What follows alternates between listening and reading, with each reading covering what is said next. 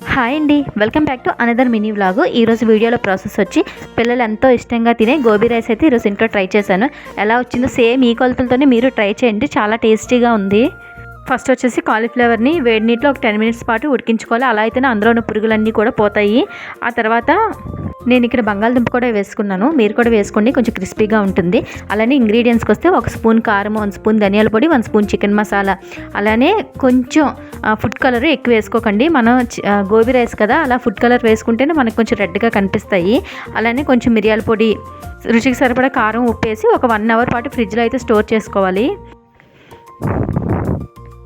1 hour తర్వాత అయితే deep ఫ్రైకి సరిపడా ఆయిల్ వేసుకొని కాలీఫ్లవర్ అలానే పొటాటో ముక్కలను అయితే ఫ్రై చేసుకోవాలి. మంటనైతే మాత్రం లో ఫ్లేమ్లో పెట్టుకోండి, అలా అయితేనే మనకు బాగా ఫ్రై అవుతాయి.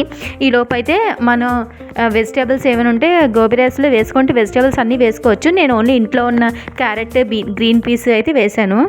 ఇంకా క్యాబేజ్, బీట్రూట్ అవన్నీ కూడా వేసుకోవచ్చు.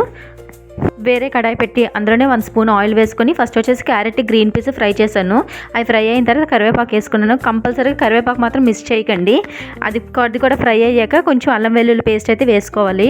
అల్లం వెల్లుల్లి పేస్ట్ బాగా ఉడికిన తర్వాత అందులోనే మనకి చల్లారిన రైస్ అయితే వేసుకోవాలి. వేడిగా వేసుకోకండి, ముద్ద అయిపోతుంది.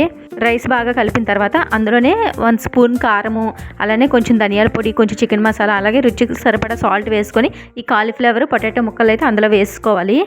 అండ్ ఇందులో కరివేపాకు ఎంత ఇంపార్టెంటో అలానే ఆనియన్స్ కూడా కంపల్సరీగా వేసుకోవాలి. మనకు మధ్య మధ్యలో ఆనియన్స్ తగులుతూ ఉంటే చాలా టేస్టీగా ఉంటుంది ఫ్లేవర్. గోబీ రైస్ ఇలా ట్రై చేయండి, నిజంగా చాలా అంటే చాలా టేస్టీగా వచ్చింది.